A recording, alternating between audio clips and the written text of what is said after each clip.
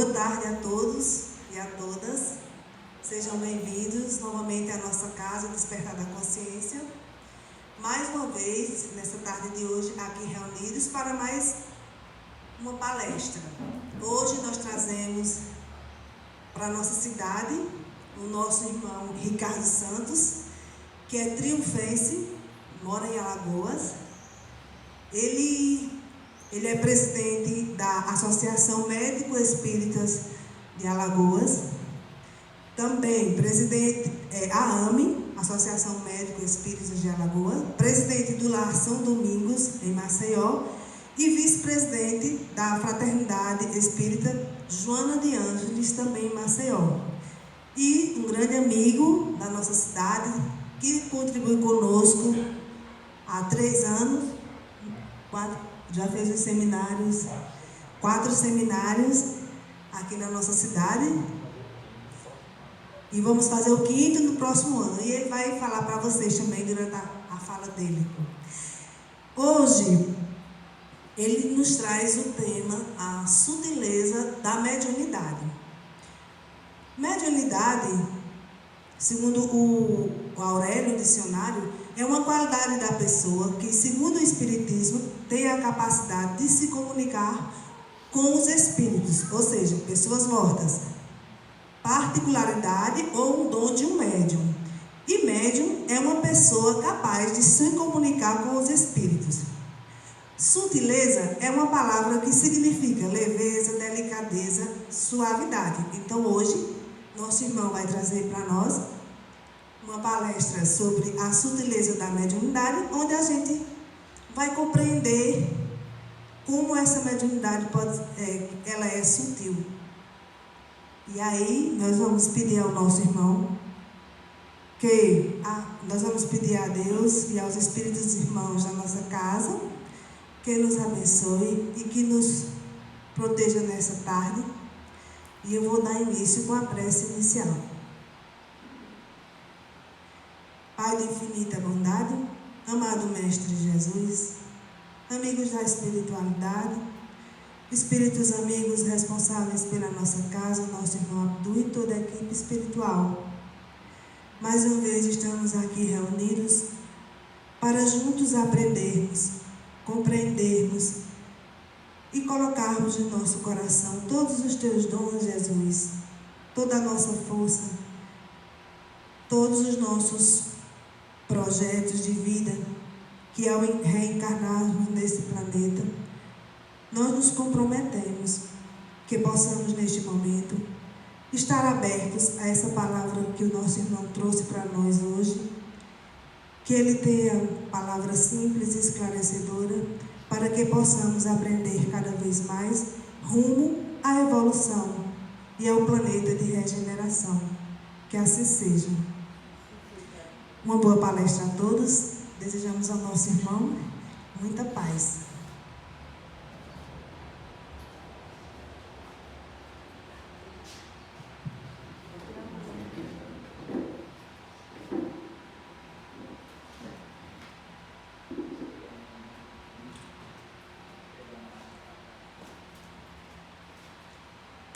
Muito boa tarde a todos. Que o Divino Mestre Jesus, que é o médico de nossas almas, de nossos espíritos, possa estar conosco, como sempre esteve, nos intuindo, nos ajudando a ampliar a nossa consciência, né? Principalmente nessa casa tão especial, que sempre me acolheu com muito carinho, que eu tive o privilégio de estar aqui já algumas vezes, e é pela primeira vez que estamos na casa nova, que está belíssima e que está sendo preparada juntamente com a espiritualidade para cumprir o seu papel, a sua missão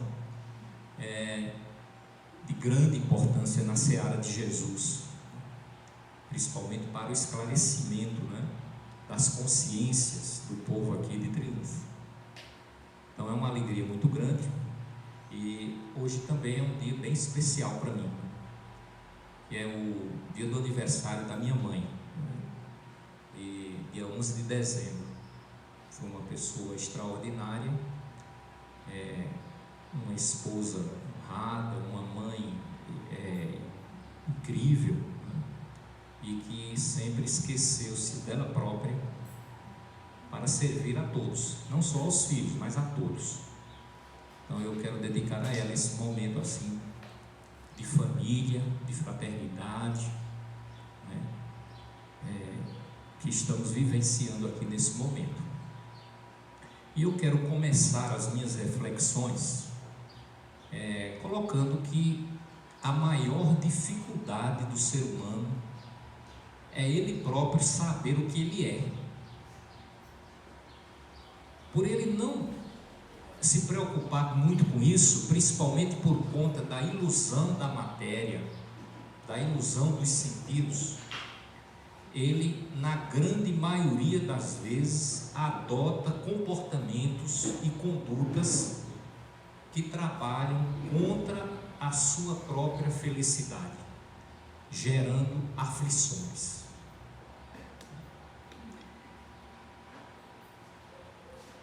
Antes de darmos continuidade ao conteúdo propriamente dito, de sutileza da mediunidade, eu quero lembrar a todos que Kardec perguntou aos espíritos aonde estava escrita a lei de Deus. E acredito que ele próprio esperava que dissessem na Bíblia, no Velho Testamento, no Novo Testamento. E a resposta foi inesperada. A lei de Deus está escrita na consciência do homem. Então todo homem já nasce com aquela intuição do que é certo e do que é errado. E ele vai aprendendo a aprender com essa consciência ao longo da sua experiência evolutiva. Então vamos deixar aí essa colocação, porque ela é fundamental para o que nós vamos conversar agora à tarde, né?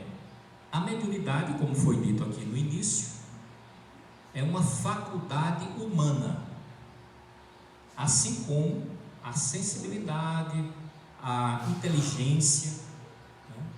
Então nós temos alguns talentos, algumas aptidões que foram dados por Deus sobre a forma de talentos, para que possamos usar esses talentos da melhor forma possível, para encaminharmos a nossa evolução rumo à felicidade e à plenitude.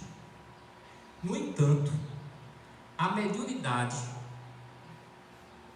é uma dessas dádivas de Deus que Ele entregou a todos os seres humanos, para permitir que o ser humano pudesse manter um contato com o plano espiritual, e dessa forma ele pudesse fatalmente ser espiritualizado, ser uma pessoa religiosa.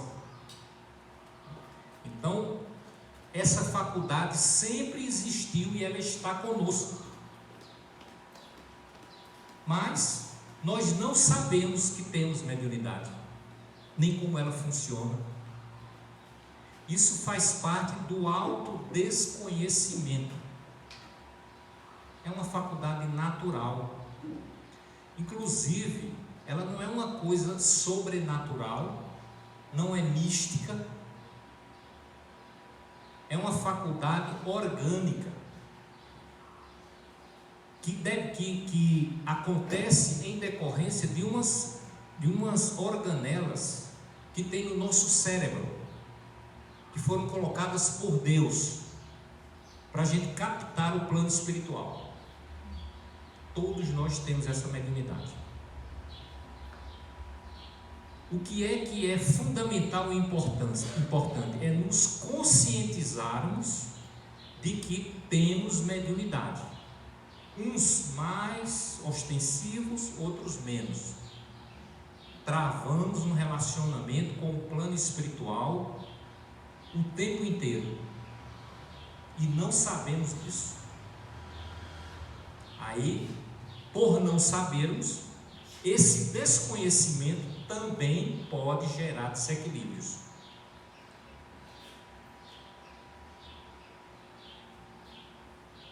Pergunta 459 do Livro dos Espíritos. Os espíritos influem sobre os nossos pensamentos e as nossas ações? Acho que todo mundo já ouviu essa pergunta. Neste sentido, a sua influência é maior do que supondes, porque frequentemente são eles que vos dirigem. Porém, temos aqui uma questão fundamental. Para que os espíritos influenciem a nossa vida e nos dirijam, é importante que nós estabeleçamos com eles a sintonia. O que é a sintonia? Os nossos pensamentos, os nossos sentimentos são observados pelos espíritos. E a partir dessa observação, se eles tiverem afinidade com aquilo que a gente está pensando, eles vão se conectar conosco e vão passar a dirigir os nossos pensamentos. E a gente vai pensar que somos nós só, unicamente nós. Na verdade, são as nossas decisões, os nossos pensamentos, somados com os pensamentos e com a vontade dos espíritos que nos envolvem. Então aí há um grande perigo. Porque se não tivermos vigilância para sempre estarmos com bons pensamentos, bons sentimentos, sintonizados com o Evangelho de Jesus, que é o caminho, a verdade e a vida, nós seremos instrumentos do mal, do desequilíbrio, da desarmonia, do ódio, da raiva, da violência, da agressividade, da impaciência, de todos esses sentimentos que a gente chama de negativos. Porque a recomendação do Evangelho é o quê? Orai e vigiai, para não cair em tentação. Aí reitera: sede mansos e pacíficos. Quando nós nos permitimos ser envolvidos na energia da raiva, pode ser em casa com os nossos filhos, pode ser no trabalho, pode ser no ambiente profissional, na casa espírita, na igreja, aonde for, nós iremos sintonizar com espíritos que estarão interessados em aumentar a nossa raiva.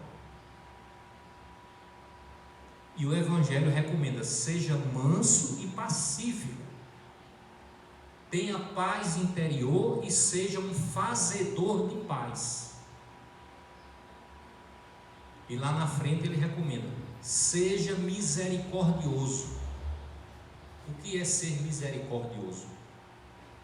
É ter compaixão para com a inferioridade do próximo, é perdoar sempre, é não se ofender com a agressão e com aquilo que o próximo possa nos fazer de mal. Isso é ser misericordioso, é ter indulgência, benevolência, perdão das ofensas 70 vezes 7, ou seja, sempre.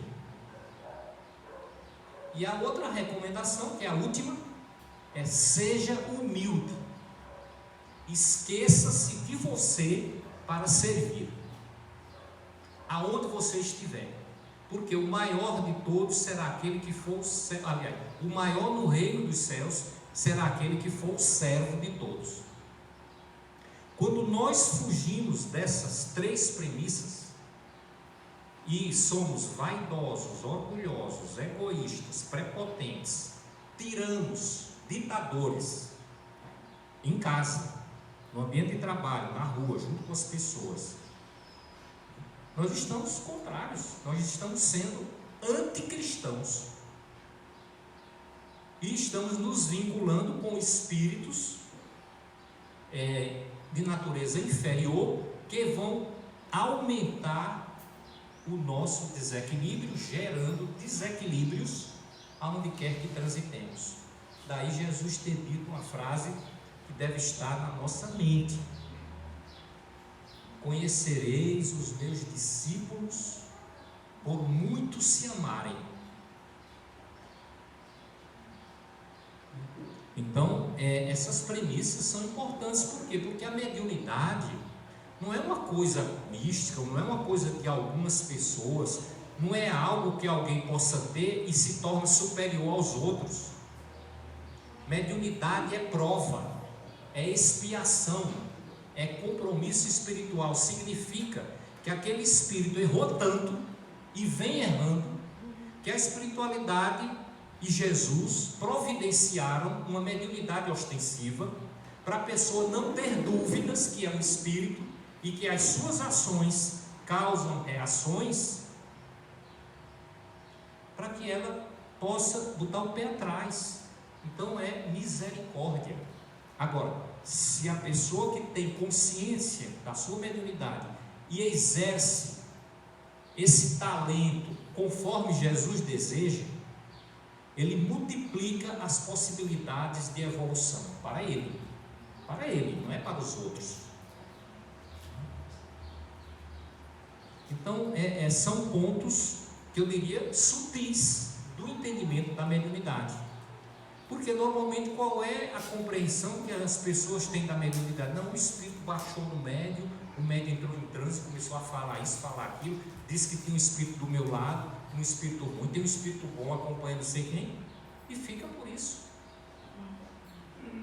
Mas a mediunidade é um auxiliar da consciência, aonde está escrita a lei de Deus.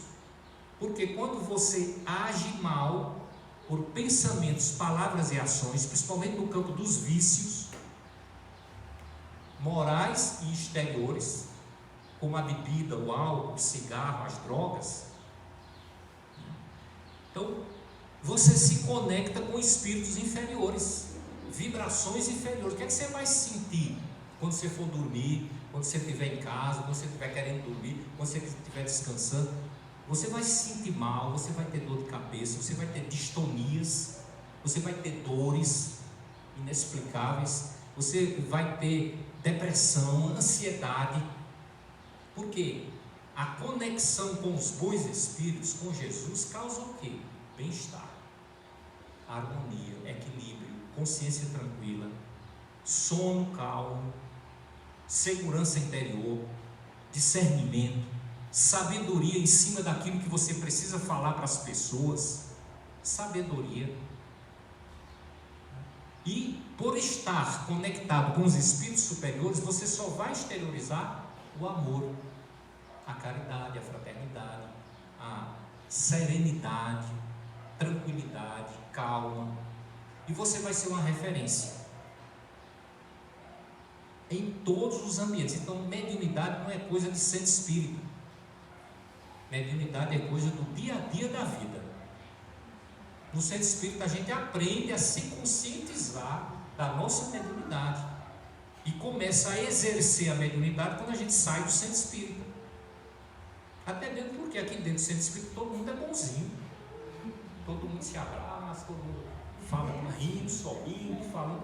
E quando sai, quando chega em casa, que acontece um dissabor, ou quando alguém faz algo que contraria, como é que eu reajo? Quando alguém pisa no meu pé, né? E os meus vícios, como é que estão? Então são questões dessa natureza que a doutrina espírita veio para desmistificar a mediunidade, para desmistificar, né? Então o espírito André Luiz, ele diz assim: aonde há pensamento, há uma corrente mental, e onde existe corrente mental, existe associação de correntes mentais. A gente se associa com os pensamentos dos espíritos. Quem são os espíritos que vão nos acompanhar? Aqueles que a gente atrai pela maneira como a gente se comporta e se conduz. Então, se eu vou fazer o bem, espíritos que gostam de fazer o bem se aproximam de mim e passam a me estimular. Se eu quero agredir uma pessoa verbalmente, espíritos que não gostam daquela pessoa e que não gostam de mim se associam mentalmente a mim e aumenta a minha agressividade. Tanto que muitas vezes eu digo: eita, meu Deus, eu exagerei, eu não devia ter falado isso, eu não devia ter falado aquilo. Por quê? Não tem consciência da sua própria mediunidade e é conduzido como um autômato pelos espíritos. Faltou vigilância e oração, conforme recomendou Jesus, né? Então é como um rádio. É um exemplo simples, mas todo mundo fala. Você é um rádio, nós somos um rádio. A gente sintoniza com a estação que a gente quer, mas depois que sintoniza, a gente fica ouvindo o que é que aquela estação está transmitindo. Da mesma forma é a mediunidade. A gente sintoniza com os espíritos bons ou com os espíritos maus. Isso não quer dizer que a nossa vida não vai ter problemas, não vai ter dificuldades, não vai ter desafios, porque no mundo teremos aflições, até que a gente seja temperado, né, pelas experiências do mundo para o aprimoramento do nosso espírito. Jesus, quando se despediu dos discípulos, a quem ele amava de uma forma extraordinária, ele disse: no mundo tereis aflições, mas não vos perturbeis, estarei convosco até o final dos tempos. Mas para Jesus estar conosco é preciso que nós estejamos com Jesus, senão ele não consegue influenciar o nosso pensamento. Sabe por quê? Porque ele respeita o nosso livre-arbítrio.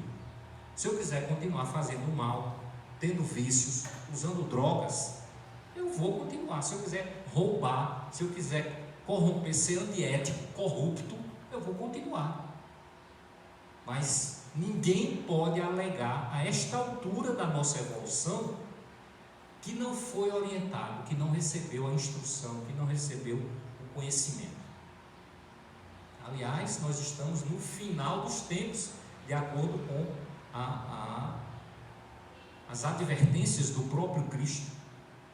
Estamos na última hora do tempo atual de evolução, e há até uma convocação para que sejamos legítimos trabalhadores da última hora. Outra coisa, tem muita gente que pensa que trabalho é sinal de santidade, de importância espiritual ou de elevação espiritual. Não é. Nós somos avaliados por Deus pelos sentimentos que nós carregamos no coração, não é pela quantidade de trabalho que nós fazemos. Tem muita gente que faz um trabalho extraordinário lá na minha casa espírita, por exemplo. Todos nós temos as nossas inferioridades, ainda estamos trabalhando, mas a gente observa uma pessoa ou outra que está ali há 40 anos, 30 anos, trabalhando com crianças, trabalhando com idosos, distribuindo cesta básica, sendo diretor da casa espírita, expositor espírita. Mas quanto mais tarefa tem, mais se desagrega com as pessoas, se irrita mais do que o normal.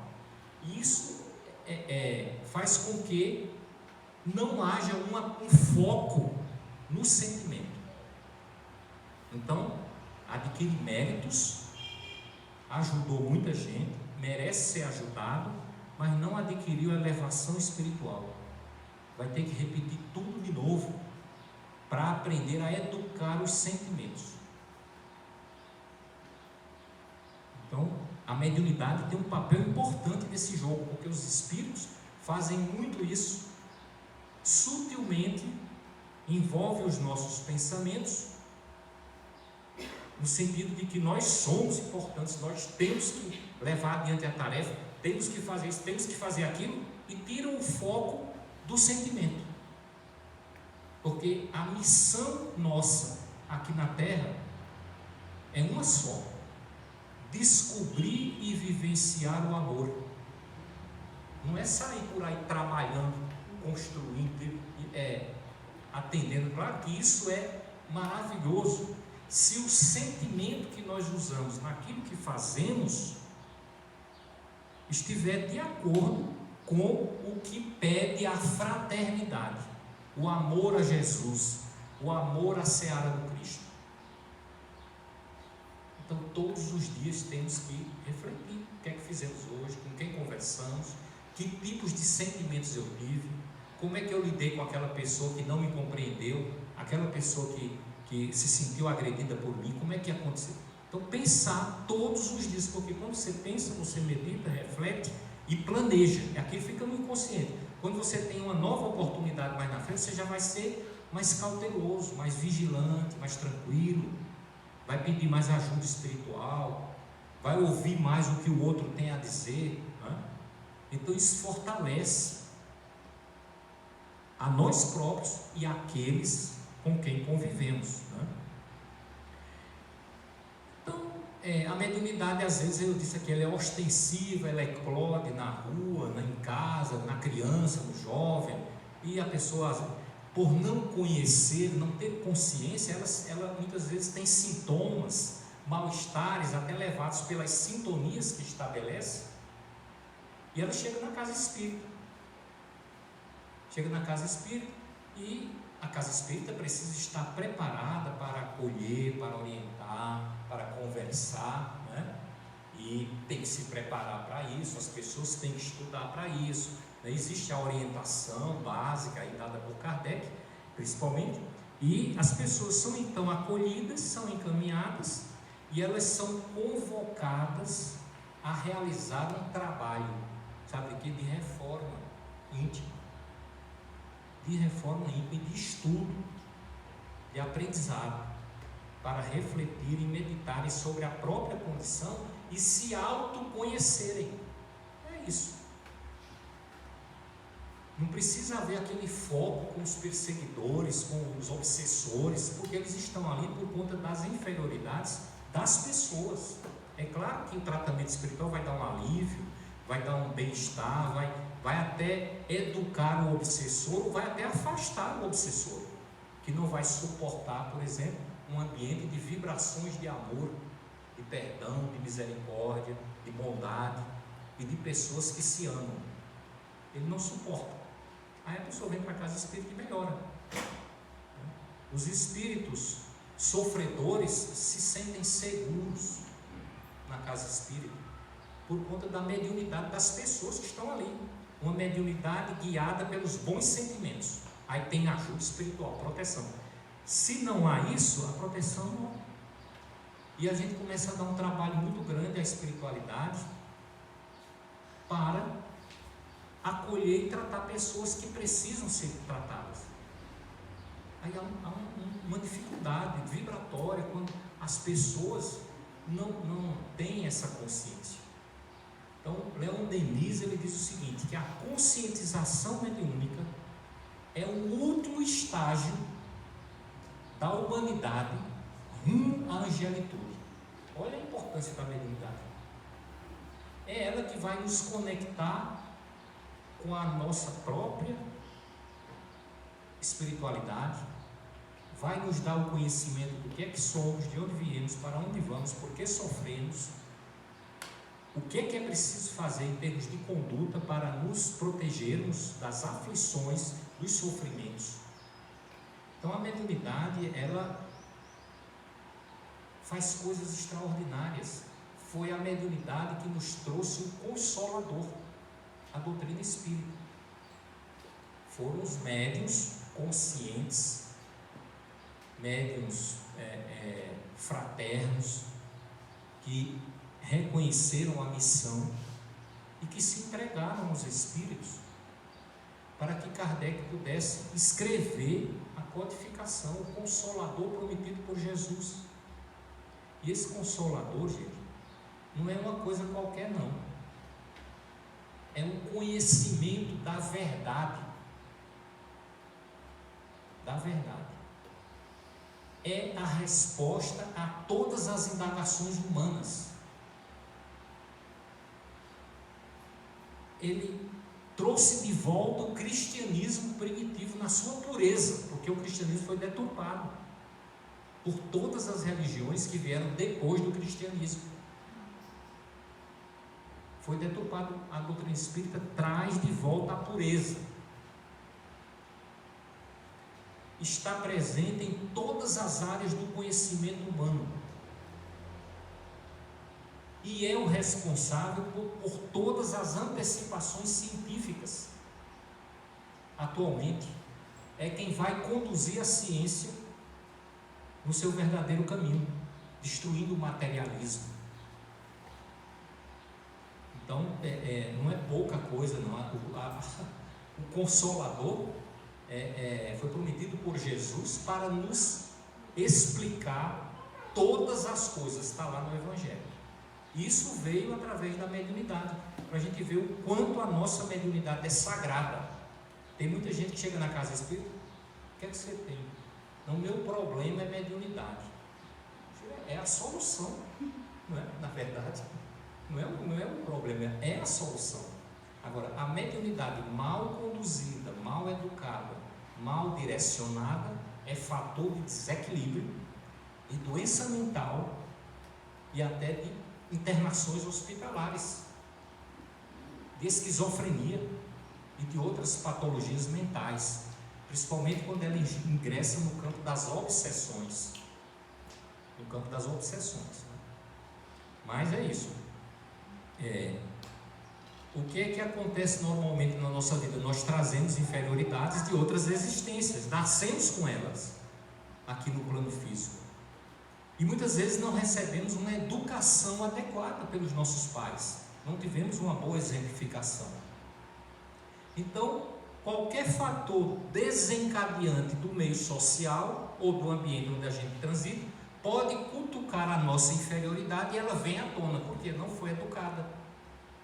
Não houve uma firmeza no processo educativo, principalmente no campo da religião, da religiosidade, da espiritualidade e da moral.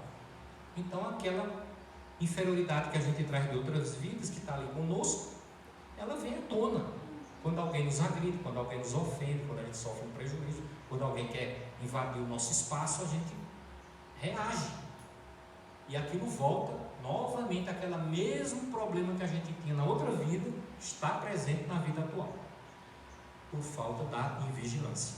Então, isso aí, em contato com nossa mediunidade, se nós não buscarmos o autoconhecimento, de saber o quanto somos orgulhosos, o quanto somos vaidosos, o quanto somos agressivos, o quanto somos impacientes, se nós não buscarmos esse conhecimento, nós vamos atrair espíritos que irão atuar nessas nossas fragilidades e irão conduzir a nossa vida, produzindo desequilíbrio em todo lugar onde a gente chega, porque a pessoa carrega ela própria para onde ela for, e os espíritos vão junto. Então, todos nós queremos estar juntos com os bons espíritos, né?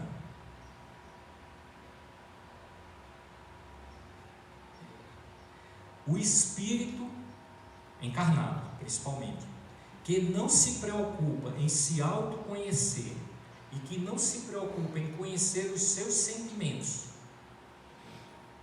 e que continua agindo como sempre foi, ele pode entrar num processo chamado fascinação. Ele acha que ele está certo, que só ele está certo, que todo mundo está errado, que qualquer pessoa que fizer uma observação é inimigo, está com inveja, ou isso ou aquilo outro. Então, esse processo de fascinação está presente em grande parte da humanidade, em vários setores. Tem gente que é fascinado por tudo, pela própria religião da qual participa. Tem fascinados, fanáticos, fascinados, né? E existem pessoas que acham que só ela sabe, só ela detém o conhecimento. Também precisa rever essa questão. Precisamos desenvolver muita humildade, porque todo ser humano significa que é um espírito na fase humana. E se você está na fase humana, você precisa reencarnar. Se você precisa reencarnar, você reencarna para quê? Para aprender. Se você precisa aprender, é porque você tem inferioridades. Então, não tem ninguém santo transitando na fase humana. Não tem. Não tem. Então, todos nós temos que nos preocupar, porque senão a gente mantém as nossas inferioridades ad eterno dentro de um processo fanático. Eu sou assim e quem quiser que me aguente, né? Então, é preciso ter um cuidado, né?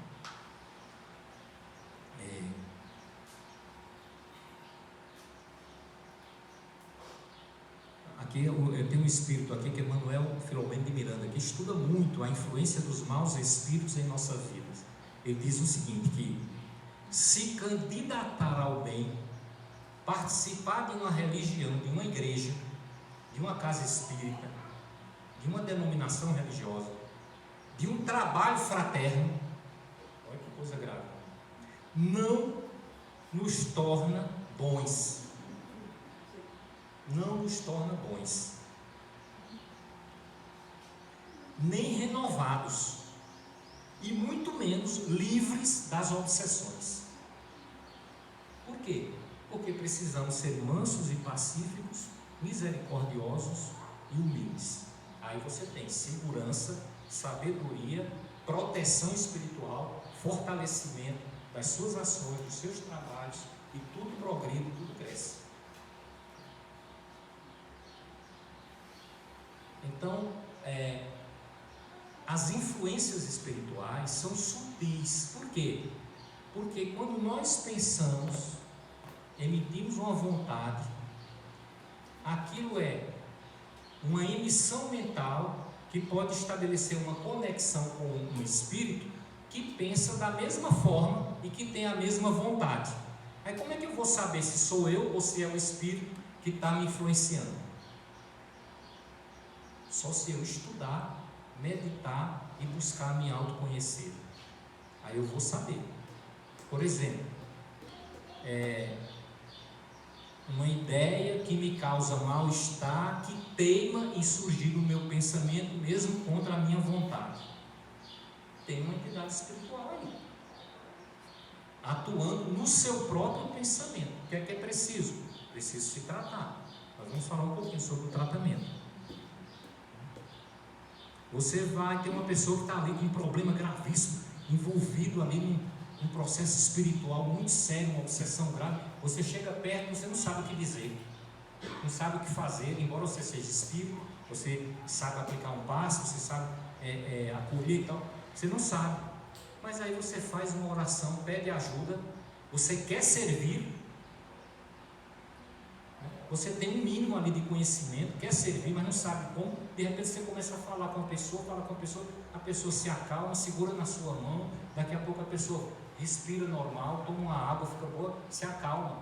Aí você, ai meu Deus, graças a Deus que aquilo melhorou. Você teve ajuda espiritual. Você teve ajuda espiritual. Você teve fé.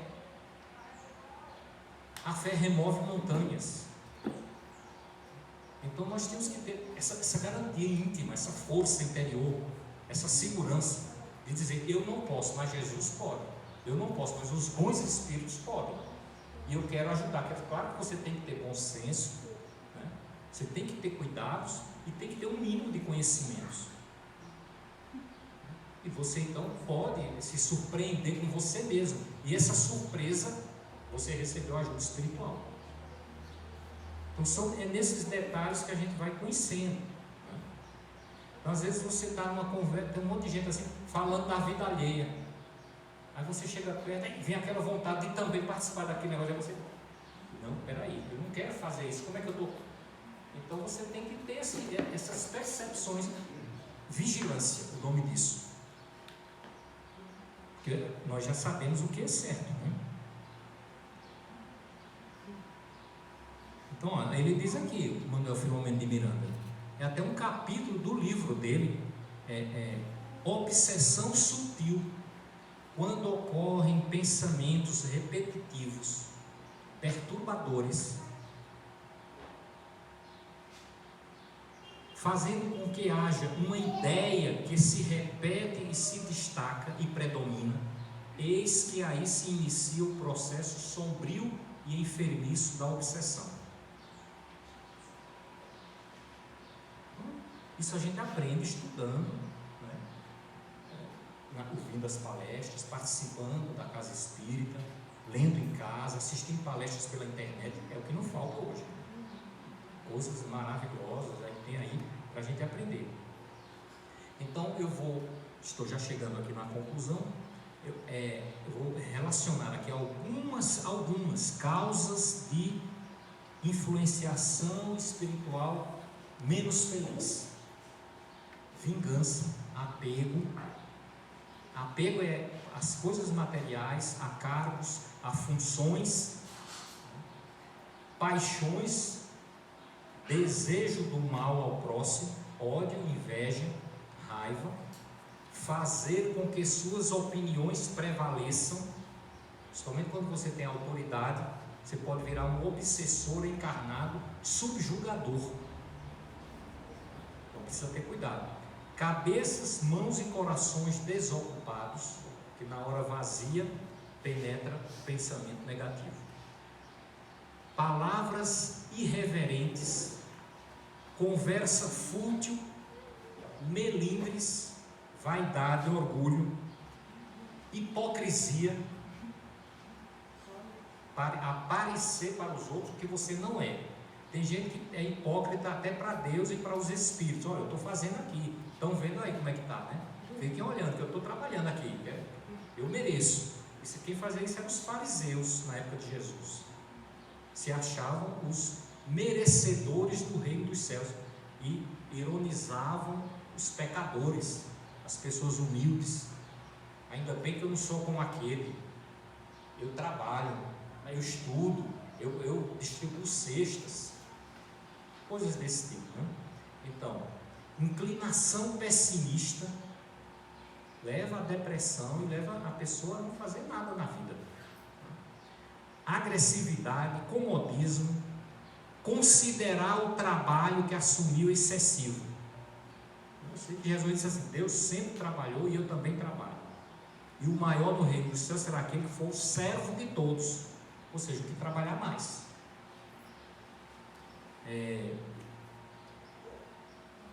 Desejo de apreço, de reconhecimento dos outros, vaidade, exigir mais dos outros do que de nós mesmos, cobrar dos outros uma santidade que eu não tenho.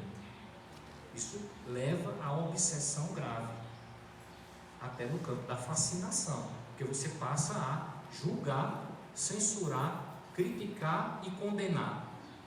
Joana de Ângela é bem clara: não julgue, não critique, não censure e não condene ninguém. Perdoe sempre, tenha compaixão e acolha. E exemplifique como é que você quer. Você não deve exigir que o outro seja como você gostaria que ele fosse. Você tem que ser para o outro o que gostaria que o outro fosse para você. É isso que o Evangelho recomenda, né? Então, uso de drogas, nem precisa falar. Se você usa qualquer tipo de droga, pode ser álcool, pode ser uma bebida tipo aperitivo, a humanidade ainda está envolvida nesse processo, mas pouco a pouco precisamos nos conscientizar. Se você desencarna por conta de dependência química, de álcool, de cigarro, de drogas, ou adoeceu e morreu por conta daquilo, você chega no plano espiritual, você vai continuar dependente e viciado. Você vai procurar pessoas aqui na Terra que são viciados, que bebem para participar do pensamento delas, como um espírito inferior, para absorver os sentimentos, as sensações que aquela pessoa tem quando usa drogas. Então você vai parar onde dessa forma? Você vai criar aflições e infelicidades na sua vida, né? Então, para termos saúde, nós precisamos ter essa harmonia de espíritos. E essa harmonia só é possível quando nós sintonizamos com a conduta ensinada por Jesus no Evangelho, com a prescrição do Cristo. Eu sempre gosto de repetir: ser manso e pacífico, misericordioso e humilde. Aí você está blindado de influências espirituais inferiores. Então, o principal perseguidor de nós mesmos está onde? Dentro de nós. São as nossas inferioridades que nos conectam com os espíritos. Daí a necessidade de oração e vigilância. Trabalho no bem, oração, vigilância e autoconhecimento. Como é que eu sou? Que tipo de sentimentos eu desperto nos outros? É muito importante. Quando alguém aponta um defeito meu, como é que eu reajo? Isso é, todos nós temos esse problema. Todos nós, sem exceção.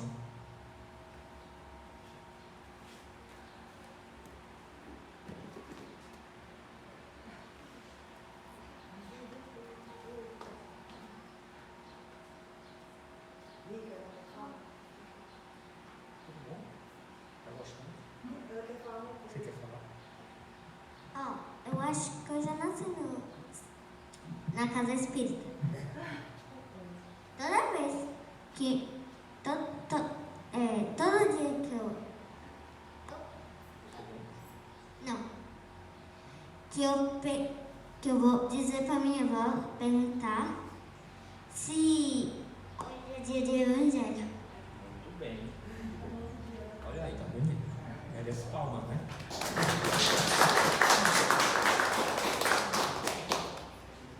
Bom, gente, então, o conhecimento da doutrina espírita, o reconhecimento do que é que somos, por que sofremos, de onde viemos, para onde vamos. Kardec coloca lá no Evangelho segundo o Espiritismo, nos dá uma calma e uma resignação na maneira de considerar a vida aqui na Terra, uma confiança no futuro que dá ao espírito uma serenidade que é o melhor preservativo contra as perturbações mentais, a loucura e o suicídio. Então, veja o quanto é importante o conhecimento da verdade. Conhecereis a verdade e a verdade vos libertará.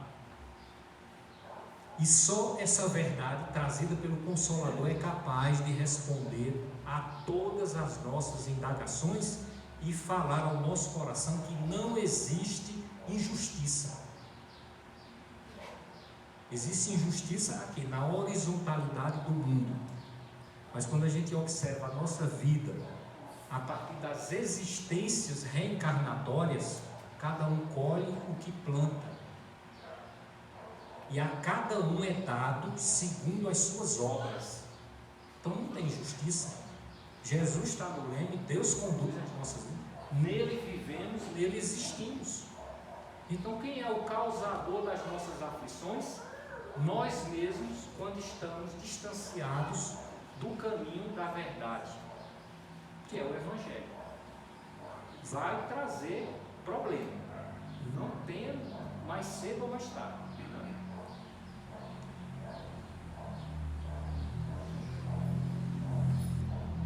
Ninguém espere prazer e repouso no tratamento de quem necessita.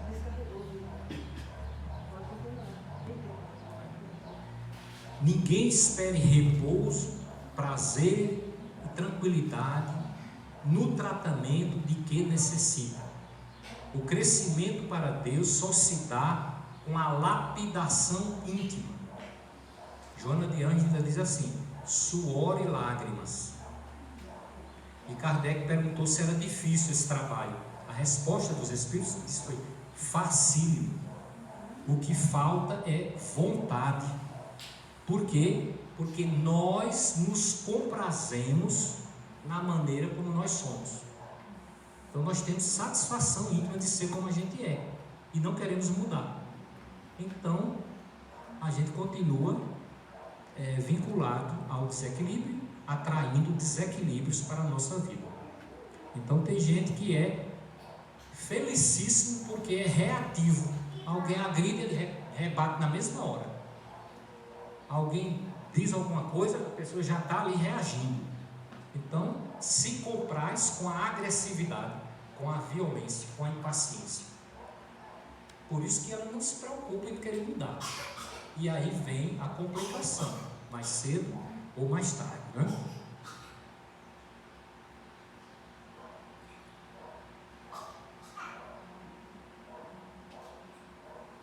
Por isso que o pão do Espírito, que é o Evangelho em nossas vidas, deve ser recebido e conduzido com dignidade e sacrifício, porque nós precisamos domar as nossas más inclinações. E você tem um vício, para parar o vício é problema. Você gosta de falar da vida alheia, parar de falar da vida alheia é problema. Por quê? Porque você criou um automatismo dentro de você mesmo. Você vê uma pessoa que fez uma coisa errada, por exemplo, você já censura, critica e condena. Por quê? Porque você tem tudo aquilo que aquela pessoa tem dentro de você, e você sabe exatamente como ela procedeu, né? E como ela agiu, porque você tem aquilo dentro de você. Por isso você não deve censurar, criticar e nem condenar, porque a condenação que você der para ela, você está dando para você. Não julgueis, está lá no Evangelho, para não serem julgados. Da forma como julgardes, sereis julgados. Então é preciso ter humildade, ter muito amor. Por exemplo, um delinquente comete um desequilíbrio enorme. Quem é que faz uma oração pelo delinquente? Um estuprador. Alguém que se suicidou por overdose e que fez um mal enorme. Alguém que está roubando hoje, que está corrompendo pessoas. Como é que estão os nossos sentimentos em relação a essas pessoas? Como é que eu me comporto quando há uma divergência de opinião? Nós vivenciamos aqui esse período aí agora, do final do Lula, da Dilma, né, para cá, com o Bolsonaro, com todas as famílias todas se despedaçando, se desestruturando. Então, nós estamos mostrando a Deus o que é que somos. E Deus vai mandar a cada um segundo as suas obras. E às vezes a gente está fazendo uma oração pedindo a Deus que nos ajude, e a ajuda que vem é mais problemas, porque as aflições são educativas, apodrecem, né? O orgulho e a vaidade e outras inferioridades que nós carregamos, né? Então, qual é o tratamento que precisamos fazer? Nós somos seres multidimensionais. Somos espíritos enfermos, todos nós, nas mãos de Jesus. Adoecemos espiritualmente, energeticamente, o nosso corpo espiritual e o nosso corpo físico, que é o último a adoecer. Quando o corpo físico adoece, é porque o problema do espírito já está crônico, já está antigo, lá no espírito. A raiva, o ódio, o orgulho, a vaidade vão criando desequilíbrios energéticos e desequilíbrios físicos. Então nós vamos precisar muitas vezes do médico para tratar as nossas dores, nossa enxaqueca, nossa insegurança, nossa distonia, nossa palpitação, dor no corpo, pressão alta, gastrite. Precisamos do médico. Precisamos às vezes de um psicólogo para nos ajudar a nos autoconhecer. Precisamos de um tratamento espiritual voltado para o nosso corpo energético. O passe, a água fluidificada, as palestras, o evangelho no lar, né, que vai educar os nossos sentimentos. Na verdade não vai educar, vai nos ensinar como nós educamos os nossos sentimentos. E a partir daí, você então faz um tratamento chamado integral. A Casa Espírita oferece isso. E a própria medicina oficial já está começando a trabalhar nesse sentido. Então, já temos, por exemplo, na Sociedade Brasileira de Cardiologia, as diretrizes brasileiras de espiritualidade, ensinando aos cardiologistas como trabalhar a espiritualidade dos pacientes. O passe, a água, o evangelho no lar, a oração, o vínculo à casa espírita, à igreja católica, à igreja evangélica, as atividades fraternas como processos terapêuticos de reequilíbrio. Então a medicina já está nesse nível. São 75 associações no Brasil atualmente, só no Brasil. E praticamente 100% das universidades do primeiro mundo já tem a disciplina saúde e espiritualidade. Então, as coisas só estão ratificando o que Jesus falou e o que a doutrina espírita fala. Não tem para onde correr, né? Então, oração, estudo, meditação, reflexão, autoconhecimento, boas leituras, boas palestras, frequentar a casa espírita. Não é que tenha importância frequentar a casa espírita, mas é um ambiente onde a gente recebe um reforço de conhecimento, de vibração. Várias pessoas estão aqui com o mesmo objetivo. Isso dá uma força a mais para a gente caminhar com mais segurança. Agora, se você quer saber a resposta às suas indagações, às suas aflições, às suas dores, aos processos espirituais que você está trazendo, que todos nós trazemos conosco, aqui você tem a resposta. Aqui você vai ter o tratamento. Aqui você vai ter a condução, a orientação. Né? Então nós vamos concluir as nossas palavras. Sugiro o estudo do livro dos médiuns, o livro Nos Domínios da Mediunidade, de André Luiz, Obsessão e Suas Máscaras, é um livro extraordinário, você encontra na internet para comprar, né? E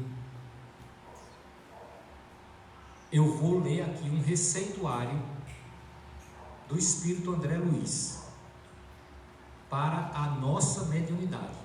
Não é a mediunidade do médium da casa espírita, aquele médium que tem mediunidade ostensiva e que faz os trabalhos.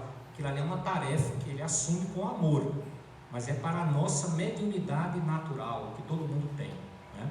Então André Luiz fez uma prescrição, e que está lá no livro Paz e Renovação, e que ele coloca o seguinte: 10 regras. Não permita que o ressentimento ou o azedume penetre no seu coração. Então você vai se conectar com o desequilíbrio. Abençoe a todos aqueles que lhe censurem a estrada e não critique ninguém. Jamais obrigue essa ou aquela pessoa a lhe partilhar os pontos de vista.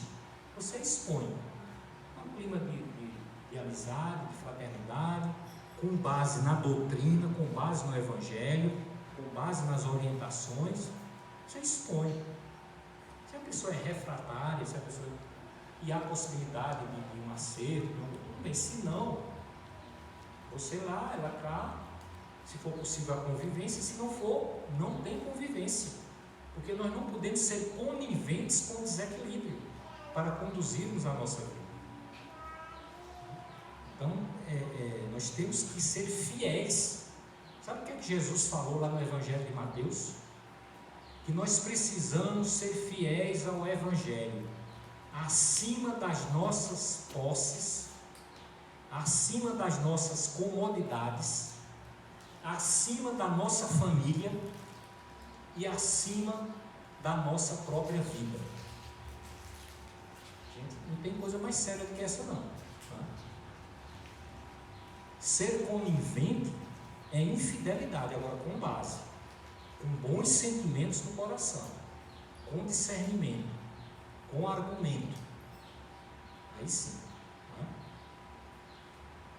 Habitue-se a esperar pela realização dos seus ideais, trabalhando e construindo dia a dia para o bem de todos. Esqueça o seu próprio bem. Abstenha-se de se sobrecarregar com o peso inútil da ansiedade. Cesse todas as queixas. Pegue a sua cruz, né? Cesse todas as queixas e procure reduzi-las ao mínimo. Louve e louve com sinceridade o merecimento dos outros. Conserve o otimismo e o desprendimento de tudo. O desprendimento de tudo, de posses e de cargos e de encargos. Nunca se sinta incapaz de estudar e de aprender, sejam quais forem as circunstâncias. Esqueça-se de você mesmo para servir. Então, assim, meus amigos, meus irmãos, essas reflexões que são tão importantes para todos nós, espíritos humanos, que não tem nenhum santo, que elas possam se fixar em nossas mentes, em nossos corações, na nossa vigilância, que possamos buscar na oração a força, a energia e o alimento dos nossos espíritos. Vamos assumir os nossos compromissos, os nossos deveres, conectados com Deus, porque o problema é entre nós e Deus, não é nós e as pessoas. E vamos estar sempre prontos para servir, sermos caridosos, amáveis, benevolentes, silenciosos em determinados momentos, aguardando o tempo de maturidade, e que possamos conquistar o merecimento para que a nossa mediunidade seja abençoada, porque todos nós temos mediunidade, e essa mediunidade ela é muito importante para que possamos nos conectar com os bons espíritos, para sermos instrumentos do bem, do amor, da paz, da fraternidade, da harmonia, do equilíbrio, da construção e do trabalho. E que possamos dizer a Jesus: Senhor, eu gostaria de ser o irmão daquele que marcha a sós na ignorância, na ventania, que eu possa alongar os meus braços, estender as minhas mãos e acompanhá-lo à sombra de uma árvore gentil na estrada da solidão. E se ele me perguntar quem és, que eu possa lhe dizer: sou teu amigo, sou teu irmão, dai-me a tua mão, deixa-me seguir contigo, eu tenho o passaporte para a vida, deixa-me seguir contigo, estou a teu lado, alma querida, deixa-me seguir contigo. Muito obrigado.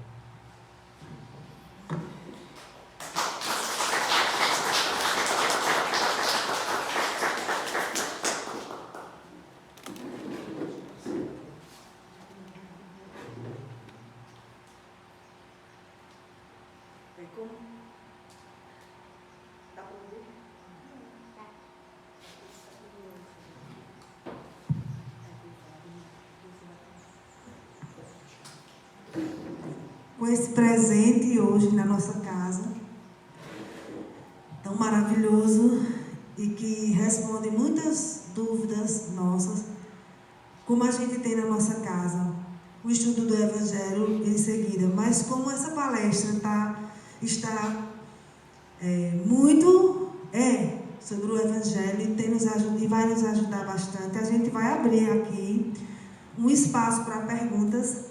Se alguém tiver alguma pergunta, eu peço para a Renata levar o microfone.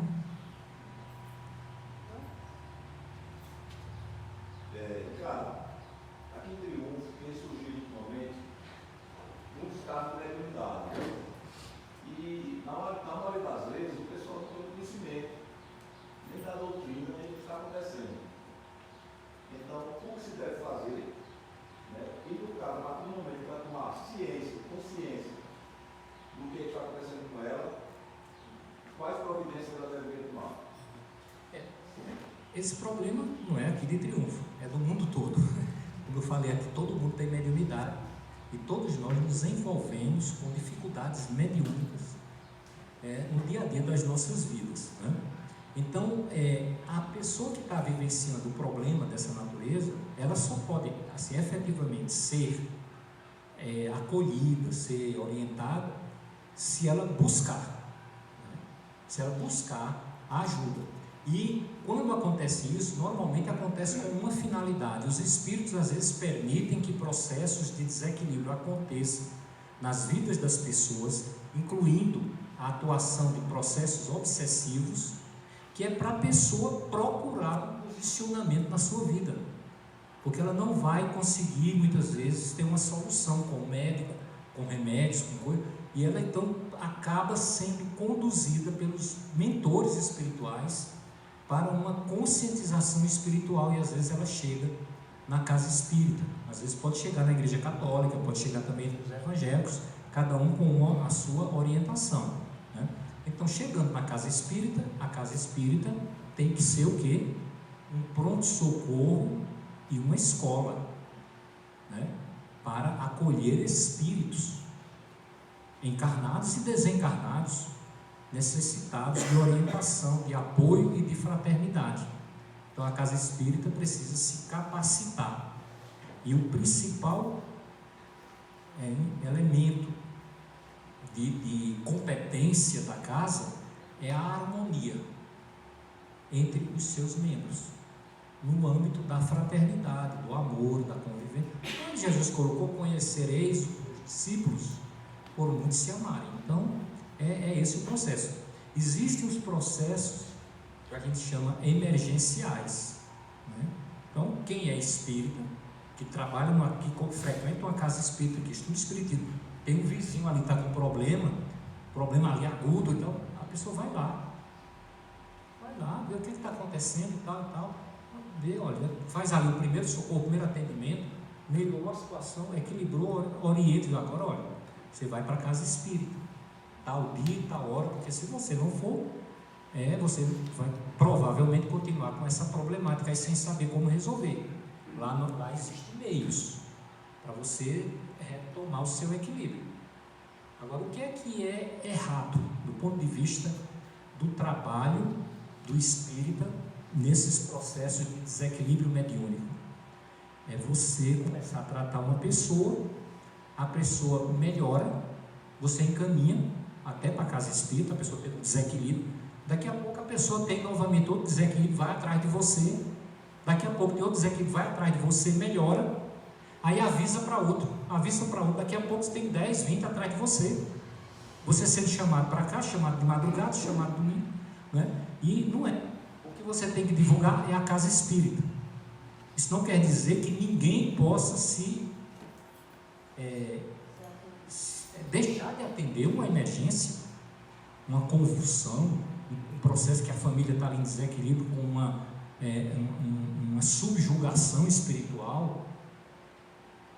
Você já tem o conhecimento, desenvolveu a segurança íntima, você vai lá, se pega com a oração, pede a ajuda dos espíritos, se coloca numa posição de extrema humildade, porque não é você, porque se você não fizer isso, com esse tipo de atitude, você vai criar um misticismo.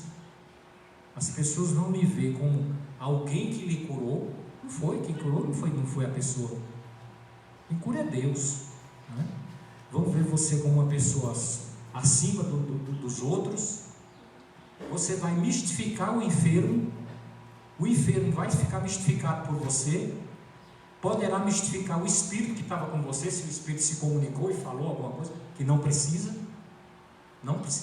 e nem precisa haver revelações espirituais no atendimento fraterno de emergência, não precisa. Você pode captar as coisas, guardar para você, discutir até no grupo da casa espírita, para encaminhar a melhor solução, uma reunião de desobsessão, uma coisa ou outra, né? Mas são posturas que precisam ser aprendidas, é um processo, né, de conscientização, porque às vezes você acaba levando para a sua casa entidades espirituais perturbadas, que encontram em você um instrumento de conexão ali, até de melhoria dos seus sintomas, né? Então, muito cuidado, né, nesse aspecto, mas nunca devemos deixar de atender à necessidade do outro quando somos solicitados. O bom samaritano, que vê o homem caído na beira da estrada, você vai passar do lado? Não está certo.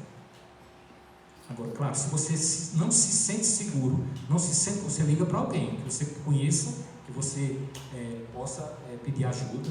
Tem que haver uma solução. Porque Deus é assim, Ele tem um problema, Ele nos convoca.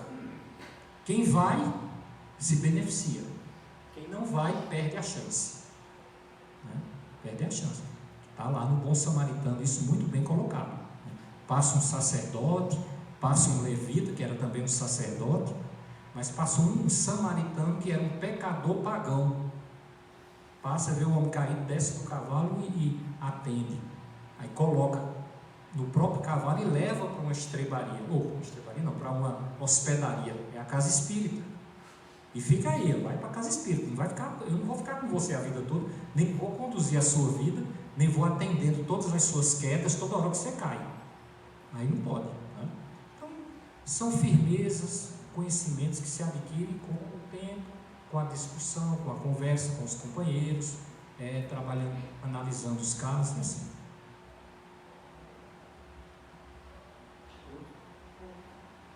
Nós que estudamos o Espiritismo, nós sabemos por que as pessoas sofrem, os pobres, outros ricos, os enfermos, outros sadios, e assim sucessivamente. Agora os animais, por que os animais, alguns aí abandonados, passando fome, doentes, enfermos, essas coisas, por quê? Você vê, né? A doutrina espírita tem que ter resposta para tudo, né?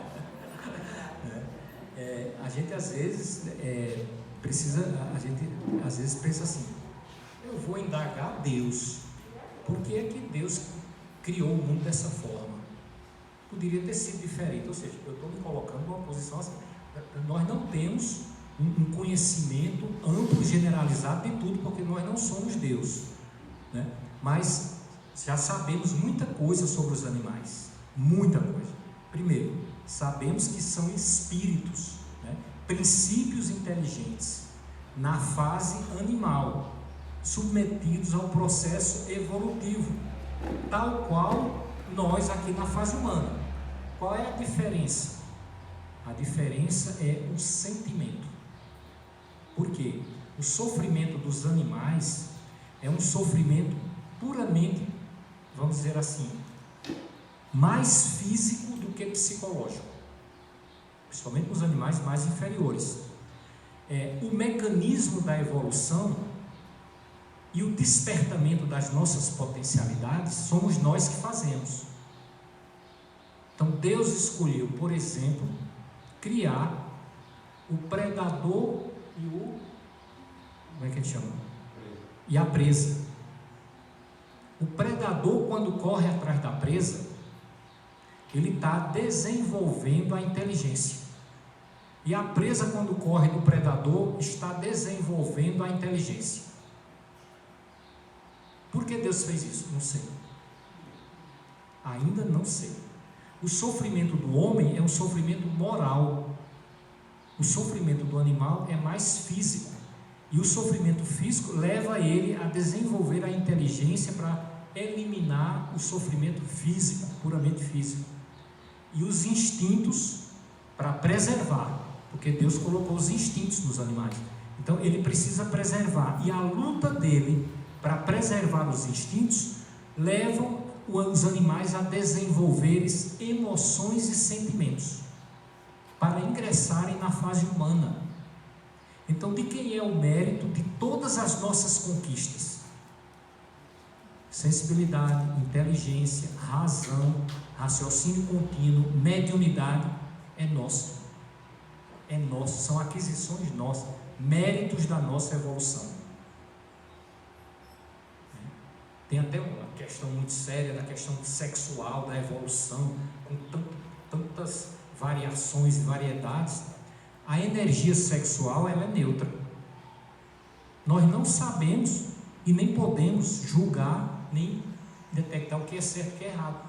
Nós somos espíritos em evolução, aprendendo a lidar com a energia sexual, dentro da lei de causa e efeito, de ação e reação, cada um colhendo o que planta, mas o Evangelho está aí como norma de conduta, né? Mas um dia iremos sublimar a energia sexual. Como é que será essa energia sexual sublimada? Os amigos espirituais já colocam algumas questões, por exemplo, no campo da criatividade, da arte, da música, de várias outras coisas. Até essa polarização macho e fêmea desaparece com o processo evolutivo. Então nós não temos que condenar, criticar nem censurar. Podemos sim ter vigilância para nos conduzirmos de acordo com o caminho, a verdade e a vida, que é o Evangelho, né? Respeitando o próximo e nos respeitando a nós mesmos. Agora, é errado, é certo? Nós não temos essa resposta. O que é certo é o Evangelho e a sublimação do amor, né? Agora, a gente está transitando num processo de aprendizado que vem lá do reino animal, do reino vegetal, já tem as diferenciações, né? Então, a questão dos animais é que os animais são princípios espirituais em evolução, desenvolvendo as suas potencialidades divinas, inteligência, emoção, sentimento, mobilidade, controle dos instintos, porque os instintos existem, mas eles têm que ser governados, eles têm que ser adequados para a vida. Então nós na fase humana ainda exacerbamos os instintos para termos prazer, né? Exacerbamos a sexualidade, exacerbamos a alimentação, exacerbamos o descanso. Os animais irracionais, eles usam os instintos adequadamente. E quando eles desenvolvem a inteligência, eles começam a utilizar os instintos também de uma forma mais adequada, começam a dominar os instintos. Então, o ser humano, qual é a função dele com relação aos instintos? Usar os instintos, sublimá-los e colocá-los a serviço da nossa evolução, sempre em sintonia com o Evangelho. Mas o homem irracional se coloca abaixo dos animais. A violência, a agressividade, que é dos instintos de preservação, de defesa, ele usa na sociedade para agredir os outros, para fazer tudo e acontecer. Então, na fase da inteligência e da razão, aí a lei de causa e efeito cai com todo o peso. No reino animal não tem lei de causa e efeito, só tem evolução dentro de um determinismo orientado por Deus dentro daquele processo. Agora, por que Deus fez assim? Não sei ainda. Eu sei, a única coisa que eu sei é que é a forma mais perfeita possível, porque Deus é perfeito. Então, eu não vou questionar. É como perguntar a um ser humano como é a intimidade de Deus. Como é que Deus é em essência? Ninguém sabe. Sabe por quê? Porque só iremos conhecer a Deus quando formos puros. Bem-aventurados os puros que verão a Deus. Por enquanto a gente acha que Deus é um Pai, que Deus é amor, que Deus é a inteligência suprema, que Deus é a causa primeira de todas as coisas, mas isso aí são atributos de Deus. Ninguém sabe o que é Deus em essência, na fase humana, mas Jesus sabe. Ele já é um espírito puro, né? E ele diz que para nós Deus é um Pai, Deus é amor. Então isso já é suficiente para a nossa fase evolutiva. Mas o sofrimento é um instrumento de evolução, que na nossa fase, correlacionando com os animais, seria provas. As provas não é castigo, nem é punição, é oportunidade, é desafio para você desenvolver a fraternidade, o amor, a paciência, a tolerância. Aí vem um desafio, a gente chama de prova. Agora, expiação é algo mais sério. É quando você tem consciência que não deve fazer o mal e você faz. Aí vem a expiação, que é uma providência divina para impedir que a gente continue errando e que a gente consiga ressarcir o mal que a gente fez. Porque se a gente continuar errando, vai chegar um momento que a gente não vai conseguir desfazer o mal. Aí Deus para, dá uma expiação. Você nasce cego, nasce aleijado, nasce com a debilidade mental, nasce com paralisia, para você domar o espírito, ser educado, depois ir amortecendo aqueles ímpetos e sair daquela situação. Isso é uma expiação, é uma prisão sem grades. Os mecanismos são perfeitos, nós não temos que nos preocupar. Nele vivemos, nele existimos. Deus é amor, é um Pai. Quando a gente não entende, aí Jesus coloca lá resignação, ter serenidade para aceitar as coisas que a gente não pode ainda compreender, ter coragem para enfrentar e fazer aquilo que a gente já pode, né? Isso é fundamental, e sabedoria para discernir o que a gente pode daquilo que a gente não pode. A busca da sabedoria é a busca do conhecimento.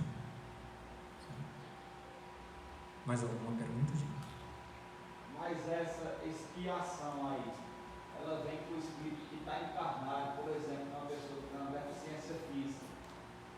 Ela tem que evoluir ou está ligada aos pais dessa pessoa que está sofrendo, que está evoluindo junto com eles? Olha, está ligada a ela, porque o problema é dela. Foi ela que criou aquela situação, foi ela que está passando por aquela experiência educativa, porque é uma necessidade evolutiva dela.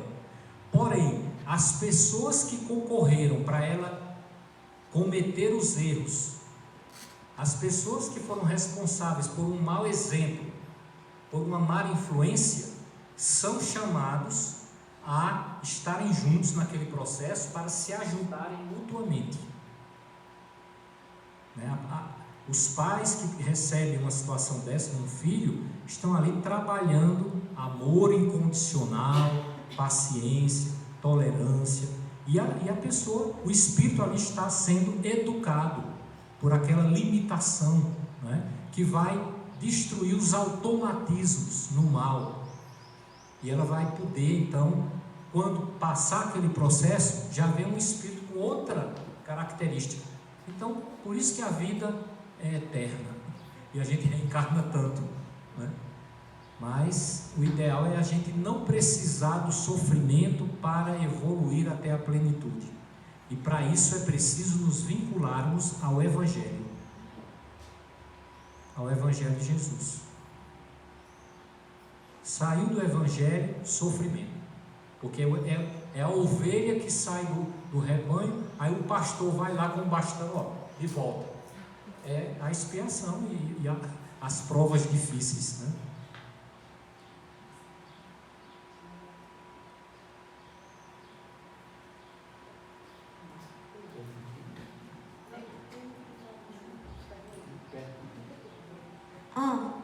O que é a neutra? O que é neutro? O que é neutro? Pelo amor de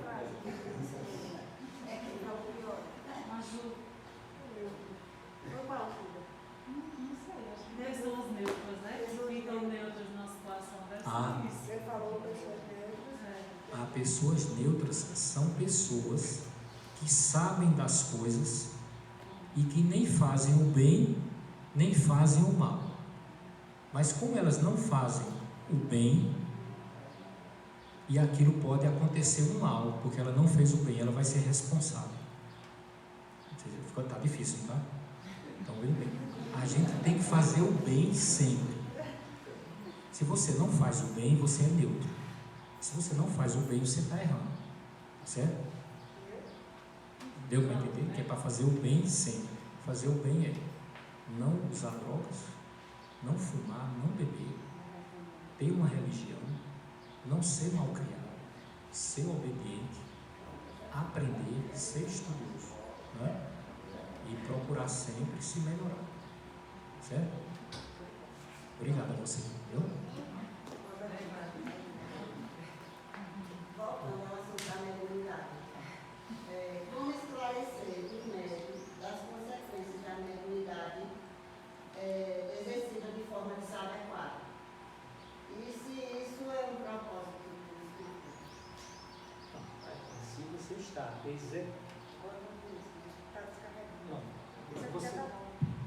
se você está exercendo a mediunidade de uma forma inadequada, você está perguntando como orientar essa pessoa com fraternidade, com amor e com serenidade. Conversa em particular. Em particular. Se esse procedimento não surte efeito, conversa em grupo de pessoas que estejam vendo e que estejam concordando que está havendo desequilíbrio. Então, as pessoas, com base no Evangelho, com base na doutrina espírita, mostram os pontos de dissonância e explicam e solicitam para a pessoa mudar. Se continua a refratariedade, isso aconteceu muitas vezes na minha casa espírita, tem 35 anos lá em Maceió, né? E as pessoas são convidadas a se retirarem ou a fundarem uma nova casa espírita, com a ideia que ela tem, porque ninguém pode violentar a maneira de pensar de ninguém, todo mundo é livre, mas tudo isso com amor, com calma, não se permitindo envolver na energia da raiva, sem melindres. Às vezes a pessoa não vai aceitar, vai acusar, vai agredir, vai mostrar as suas fraquezas que todo mundo tem. E aquilo, mas o importante é que haja união na maioria dos membros da casa, para que aquilo seja feito da forma mais fraterna possível. Em algumas vezes eu tive que reunir a diretoria para conversar com pessoas. Então não é uma coisa muito simples, mas são coisas que precisam ser feitas pelo bem de todos, para não haver um prejuízo de muitos. Agora, nós temos que ser humildes e estarmos sempre abertos para acolher um retorno, por exemplo.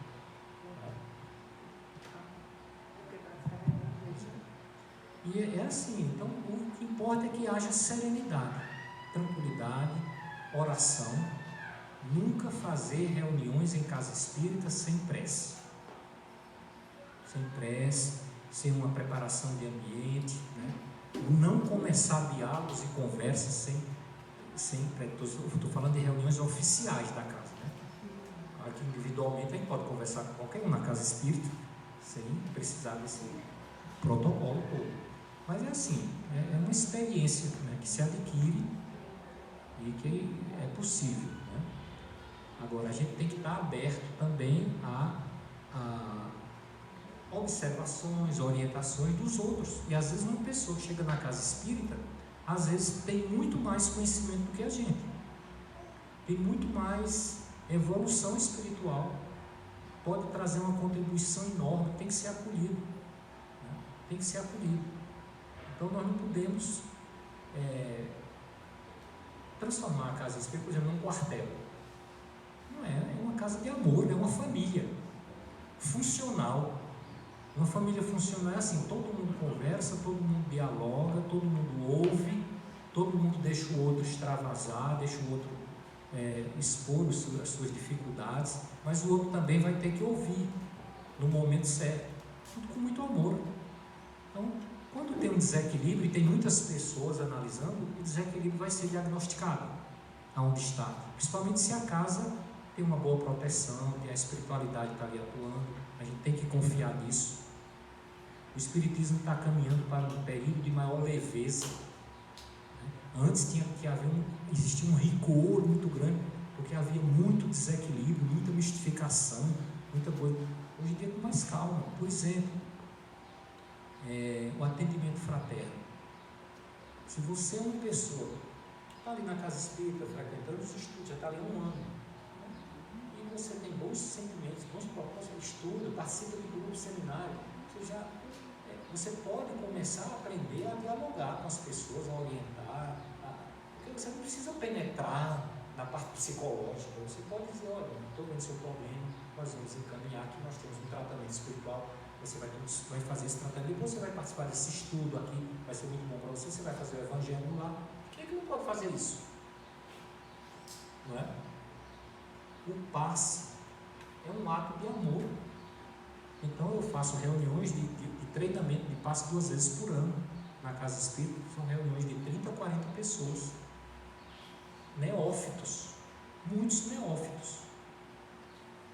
Aí os neófitos são encaminhados para um curso básico, mas ele já quer trabalhar na casa espírita. Onde você quer aplicar passe? Você vai aplicar passe. Como é que aplica? Aí é um ato de amor, uma imposição de mãos, movimentos mínimos, amor no coração. Toda reunião tem ali um dirigente que cuida do ambiente. Se tiver algum problema com o dirigente, é quem vai lá resolver.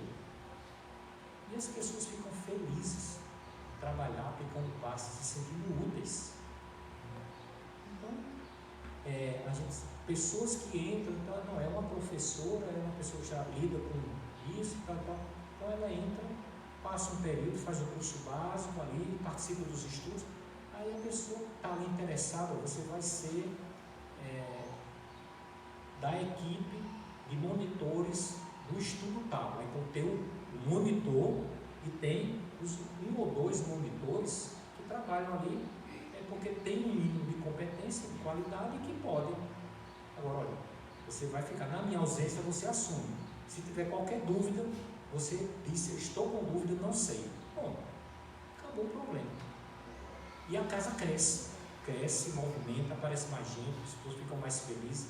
Claro que tem que haver uma diretriz, um regimento, uma coisa para poder desenvolver. E essa casa aqui, olha, tem um potencial extraordinário. Os encontros que nós fizemos aqui mostraram o poder, o potencial da casa, né, para atender a todas as carências. O que acontece isso? A energia. Entendeu? Então, é claro que tem que ter um bom senso, uma diretriz, uma pessoa mais experiente, mas a gente precisa confiar nos outros. Saiu do caminho da confiança, olha, você está saindo, conversa em particular, por isso. Mas não é assim, está acabado, aí complica. Você tem que explicar, tem que orientar, tem que exemplificar e tem que se embasar no Evangelho, principalmente, e na doutrina, para que as pessoas adotem o comportamento, né, dentro daquela tarefa mais adequado para ser um instrumento de Jesus e de atendimento. Jesus, quando estava na terra, ele juntou os 12, depois juntou 70, depois pediu para os 70, cada um arranjar 70, e disse, ide e pregai. Não foi? E depois ensinou todo o amor, é assim que você vai curar os enfermos em meu nome, em nome do amor, em nome da fraternidade. Não tinha detalhes de técnicas, de nada, não tinha. Não é? As pessoas é que têm que se conscientizar que a casa espírita, o ambiente espírita, a seara de Jesus, é um ambiente de seriedade, mas acima de tudo é um ambiente de amor e fraternidade. E os discípulos têm que se amar, porque se tiver um, tudo bem, a espiritualidade neutraliza e tal. Se tiver dois, daqui a pouco a casa espírita está cheia de problemas, os espíritos com maior dificuldade, para poder neutralizar aquelas vibrações, para poder atender o necessitado. Aí a casa para, não cresce, não problema. Assim em todas as igrejas, em todos os ambientes, né, da tarefa de Jesus. Mas é isso, e nós somos os trabalhadores da última hora, não é só as pessoas que estão na casa espírita trabalhando, não, são todos os espíritas. Trabalhadores da última hora. O que é o trabalhador? É aquele que trabalha em dois ramos, no terreno íntimo, que é o sentimento, e no terreno externo da fraternidade. É esse o trabalho. Não é fazer coisas, fazer, não é isso. É trabalhar primeiro o terreno íntimo.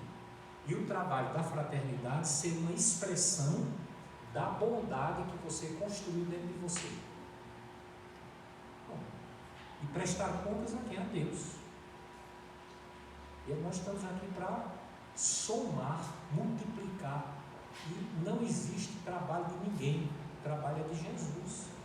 Todas as casas espíritas são um trabalho de Jesus. Hoje lá em Maceió está a maior competição, as casas espíritas, cada um querendo ser mais, ter o maior número de pessoas acessando a internet, aí um bloqueio. Não, eu quero retransmitir seu programa, não, que eu quero ter mais gente inscrita no meu YouTube, no seu. Minha gente. Isso não é espiritismo. Não espiritismo. Não é trabalho de Jesus. O trabalho de Jesus é o global, aqueles que estão ali como discípulos para que a obra cresça. A obra que obra? A obra de Jesus. Não é a minha obra, não é a minha casa. Não tem isso. Mas está essa confusão, a competição na internet, para ver quem é que a FEB lançou até agora um documentário falando sobre isso, para evitar esse tipo de problema. O importante é que Jesus cresça e nós diminuamos. A gente precisa diminuir para que Jesus apareça. Tem só mais uma. Mas só mais uma pergunta. Tem outra pessoa, bem rapidinho. Porque o irmão usou uma palavra aí que não é muito usada. E eu acho que muitos irmãos aqui não sabem o significado dessa palavra. Neófito.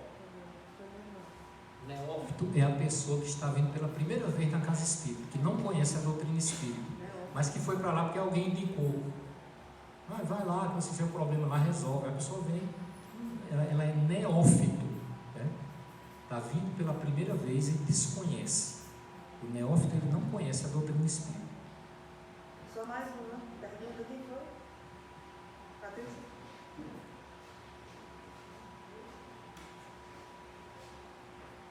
Na questão da mediunidade, às vezes a pessoa até em si não sabe que tem ou que está iniciando ainda a descoberta. Durante o dia do trabalho, que tem várias energias, várias pessoas, depois do dia, e aí ela abre um mundo, você vai acabar absorvendo E passa mal. e passa mal. E às vezes você passa ali, aí você já melhora por um minuto, mas quando chega no final do dia, tem dias que você está domingo, que você precisa sentar, descansar um pouco, respirar e fazer outras coisas. Tem outros dias que você chega em fase de ânsia de vômito ou sensações ruins. Exatamente. Isso é o mais comum em pessoas que têm sensibilidade aumentada, ostensividade, né, que a gente chama mediúnica, e que ainda não aprendeu a controlar essas questões, né? A neutralizar essas sensações. Isso só acontece com a educação mediúnica. Então a pessoa procura a casa espírita, se orienta, participa de cursos, de estudos, faz esse trabalho de autoconhecimento para evitar maus sentimentos na própria vida, para não se conectar muito com espíritos inferiores, evangelho no lar. Com o tempo, todo esse mal-estar desaparece, porque a pessoa educou a sua mediunidade. A mediunidade é do médium, não é dos espíritos. Então o espírito não pode chegar perto de uma pessoa e a pessoa passar mal.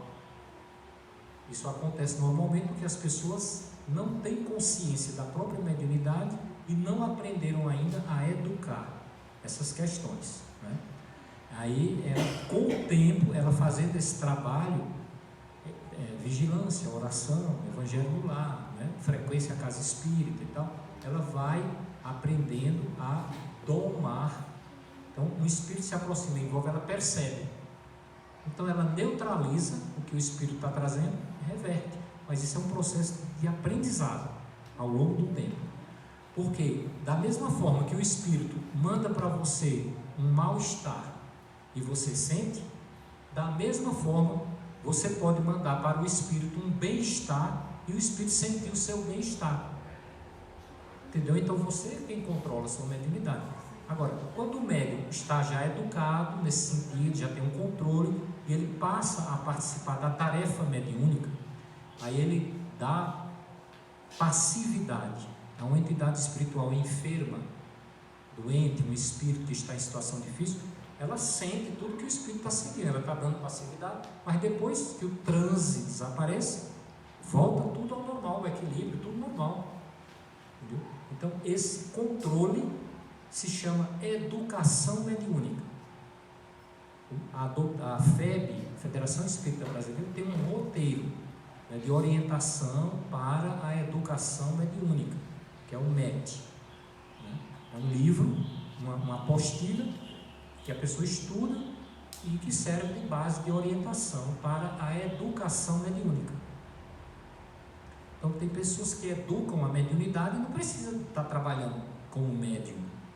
Trabalhar como médium é uma opção da pessoa que educou a mediunidade, está consciente que pode trabalhar dentro da mediunidade como uma tarefa que ela escolhe. Poucos são aqueles que nasceram com a tarefa mediúnica. Então, esses saberão, os próprios espíritos vão informar, eles vão ter uma condução para o trabalho mediúnico. Mas aqui, todo mundo aqui, por exemplo, a maioria não, todos têm mediunidade, alguns têm mediunidade ostensiva, muito poucos terão a mediunidade como tarefa. Então, tudo isso se aprende com os estudos. Livro dos Médiuns e a obra de André Luiz, Os Domínios da Mediunidade, né? Desobsessão, Mecanismos da Mediunidade, são os livros que orientam. Isso se estuda, Seara dos Médiuns, se estuda na casa espírita. E a pessoa também estuda em casa também. Certo? É um processo. Às vezes a gente sente a aproximação do espírito, se sente mal, mas a gente tem que aprender a orar por aquele espírito, enviar para ele boas vibrações, bons sentimentos, neutraliza e reverte. Tem gente que tem mediunidade, aí vai para um hospital visitar uma pessoa. Chega lá, recebe aquela carga e adoece. Aí daqui a pouco está lá. Não pode ir para um cemitério, porque tem lá, chega lá, começa a captar uma série de coisas, passa mal e não consegue controlar. Imagina se Jesus fosse assim, ele não poderia ter ajudado a gente até hoje, né? Então, a mediunidade é nossa, o controle é nosso e nós temos que aprender a ter esse controle, que é para poder nos ajudar. Mas é um processo, não é de um dia para a noite que a pessoa aprende isso, ou já está com essa solução nas mãos, entendeu? Sobre a questão da mediunidade, né?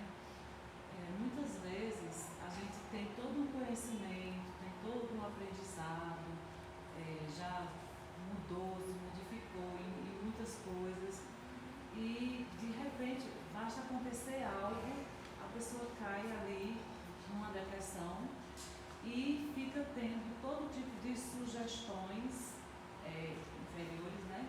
Isso. E não consegue reagir. Assim, falando um exemplo rapidinho, essa semana eu tenho uma ligação muito forte com uma pessoa e sempre que eu penso muito nela, é alguma coisa, ou ela quer falar comigo, ou ela está precisando de mim. Eu fui na casa dela, cheguei lá, ela estava arriada, numa depressão. Eu comecei a conversar com ela e tal, bastou eu falar uma frase para ela, que ela estava bem mal, né? Eu falei, mulher, é isso que tu está sentindo. Não é isso que tu está dizendo, isso aí é espiritual. Você já tem conhecimento disso. E ela disse, mulher, eu tenho, mas eu não consigo reagir. Por que isso acontece? Mesmo que eu tenha todo o conhecimento, a pessoa... Na grande maioria dos casos, na grande maioria dos casos, é um problema do próprio espírito da pessoa. Não é nenhuma influência, não. É uma fragilidade psicológica, é uma carência afetiva, entendeu? É uma mágoa, é um ressentimento acumulado, é falta de afetos, solidão, entendeu? Então, eu acho que aí isso atua como um processo fragilizador e coloca em conexão com espíritos que podem agravar o processo, mas não causar. Quem causa normalmente é a própria pessoa. Não deixa de ter uma participação mediúnica. Então, a pessoa precisa ser fortalecida psicologicamente, precisa fazer um tratamento espiritual do espírito dela, no sentido de adquirir mais segurança interior, mais fé, mais disposição e fortalecer a própria vontade para evitar conexão com espíritos que possam agravar o problema que ela tem, né? Isso aí é uma fragilidade emocional da própria pessoa. Então ela se apega muitas vezes com uma pessoa com quem ela pode conversar. Inclusive, aí fica aquela conexão, entendeu? Inclusive, aí isso aí ao longo dia, do tempo acaba criando uma ligação inadequada, de dependência psicológica. Inclusive, no outro dia ela me mandou mensagem agradecendo que a minha visita tinha feito muito bem a ela, não sei o quê. Eu fiquei tentando entender assim, o porquê que ela caiu naquela situação. O atendimento fraterno que é feito na casa espírita também preenche muitas vezes essa necessidade de mostrar essas questões psicológicas das pessoas que não são influência espiritual, mas que causam uma fragilidade e ela se entrega naquela fragilidade vulnerável. Ah, entendi. Vulnerável. Aí pode ter uma ação espiritual secundária, mas não causadora. Entendi. Certo? Bom, depois de uma tarde maravilhosa, eu creio que ainda existiriam várias perguntas, mas o tempo está chegando ao fim. E eu gostaria de dizer que nós colocamos sempre as palestras do Ricardo no grupo Despertar da Consciência, e eu queria que ele falasse rapidinho sobre o Evangelho que ele toda semana tem. Aí tem um link no YouTube, você pode se inscrever no canal, e aí você vai aprender mais ainda, porque tudo que ele falou... Nós temos um sábado no YouTube, Saúde e Espiritualidade, 9 horas da manhã, ao vivo. E tem todas as palestras de saúde e espiritualidade no YouTube. No YouTube Deus Conosco. E FEJA, outro YouTube, Fraternidade Espírita Joana de Anjos, tá? FEJA. Você bota YouTube, FEJA, aí já entra lá e você tem as palestras. Então no sábado essa saúde e espiritualidade. Na terça, nós temos o estudo do Evangelho Redivivo, palavra por palavra. São 15 temas que eu selecionei do Evangelho e que a gente estuda, que é para as pessoas aprenderem a estudar o Evangelho à luz da doutrina espírita, do Consolador. Então, na terça, às 18h50, toda terça. E a gente pode colocar no grupo também, para vocês, quem não tiver no grupo. Já ia pedir, eu peço para a Renata colocar, eu te mando, tá bom? Como a gente adiantou esse momento, então a gente vai para o passe e em seguida temos um lanchinho, e aí a gente não faz o estudo do Evangelho, porque já passou um pouco da hora. Mas é bem rápido aqui os avisos aqui da nossa casa, que na próxima semana, de hoje a 8, no dia 18, nós faremos o sorteio da rifa, da TV. Nos domingos nós teremos a distribuição das cestas básicas e também um almoço aqui da gente, dos trabalhadores, que a gente vai confraternizar, e durante a semana a gente vai se encontrar para ajustar as últimas detalhes. Eu estou emocionada com a palestra. Também nós queremos dizer a vocês que temos aqui nos sábados água fluidificada. Se você desejar trazer a sua de casa, mas se você esqueceu, você pode pegar uma água aqui. A gente não vai vender mais a água. E temos aí a caixinha de doações. Por exemplo, sábado passado a gente já não estava vendendo, mas uma pessoa fez questão de dar uma ajuda. Então aí eu disse, não precisa. Não, mas eu faço questão. Então tem uma caixinha, ela botou lá a doação dela. Então você esqueceu sua água fluidificada, chegar um pouco antes, colocar seu nome e estar aí na mesa. Então pode chegar e pegar. Agora, se você chegar depois e não tiver mais, aí você perde.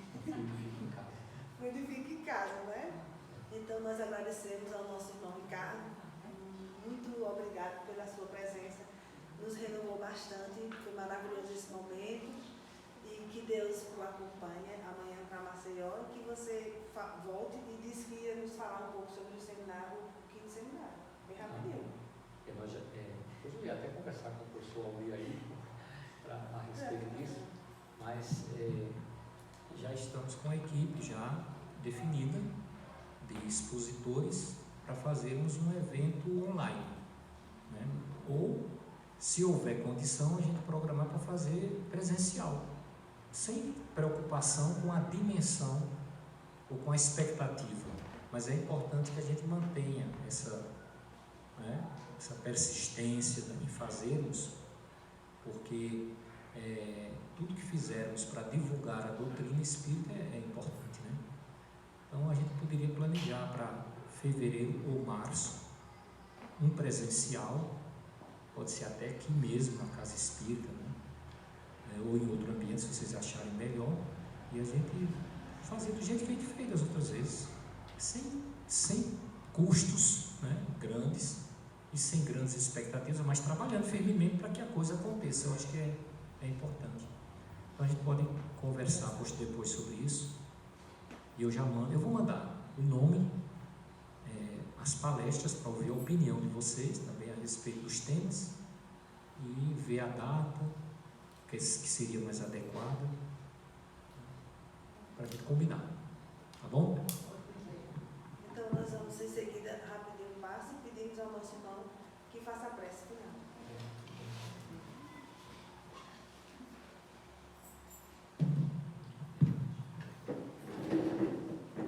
Meus queridos irmãos, nesse momento de profunda gratidão a Jesus, aos amigos espirituais, aos benfeitores espirituais desta casa, nós entregamos o nosso coração agradecido pela oportunidade que se fez,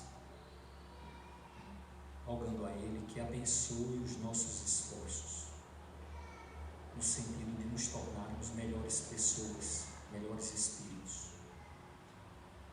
que possamos estar vigilantes, receptivos aos bons pensamentos, aos bons sentimentos,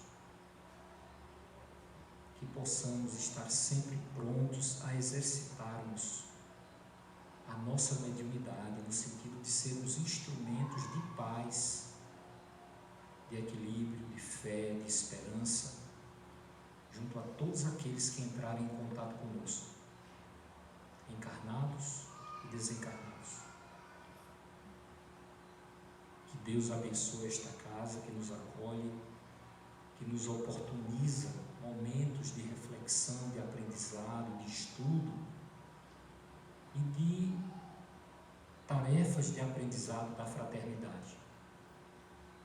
Que possamos corresponder à expectativa do Cristo.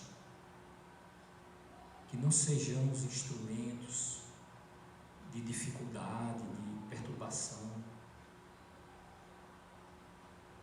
Que as nossas vidas possam se constituir em verdadeiras cartas de Jesus para todos aqueles que entrem em contato conosco e que possam aprender com o nosso exemplo. Queremos pedir a Jesus pelos nossos familiares, pelos nossos parentes encarnados, desencarnados, pelos espíritos amigos que torcem pelo nosso progresso, pelo nosso crescimento.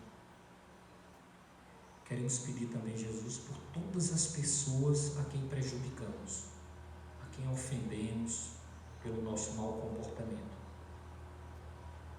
Que eles possam receber daqui deste momento vibrações de paz, de amor, de equilíbrio, de fraternidade e a certeza de que já não somos mais os mesmos, que somos pessoas mudadas, transformadas e que desejamos muito caminharmos juntos, fraternalmente, até Jesus.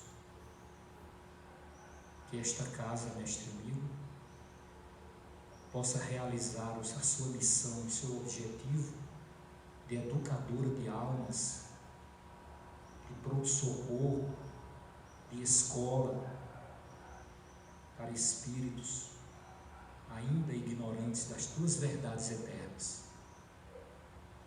Que Deus abençoe a todos nós, que a sua paz, que o seu amor, que as suas vibrações de fraternidade nos envolvam e permaneçam conosco, hoje e sempre.